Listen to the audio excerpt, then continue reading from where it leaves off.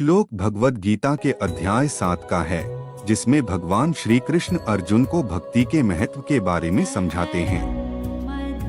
अकाम सर्वकामो व मोक्षकाम उदारधीय। इस श्लोक की पहली पंक्ति में भगवान श्री कृष्ण 3 प्रकार के मनुष्यों का वर्णन करते हैं। एक, अकामा, जो मनुष्य किसी भी काम की इच्छा नहीं रखता, यह व्यक्ति निर्विकार और निष्काम होता है। 2, सर्वकामो वा, जो मनुष्य सब कुछ पाने की इच्छा रखता, यह व्यक्ति अपने लक्ष्यों को प्राप्त करने के लिए कठिन परिश्रम करता है।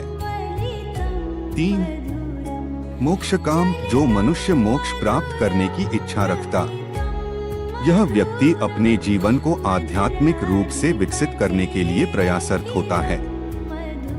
तीव्रन भक्ति योगेन यजेत पुरुषं परम। इसके बाद भगवान श्री कृष्ण बताते हैं कि इन तीनों प्रकार के मनुष्यों को भी भगवान की पूजा करनी चाहिए, लेकिन यह पूजा तीव्र भक्ति योग से होनी चाहिए।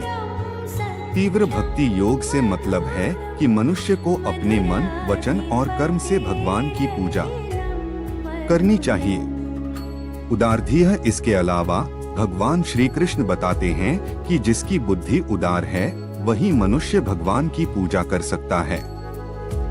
उदार बुद्धि से मतलब है कि मनुष्य को अपने जीवन के लक्ष्यों को प्राप्त करने के लिए सही मार्ग का चयन करना चाहिए।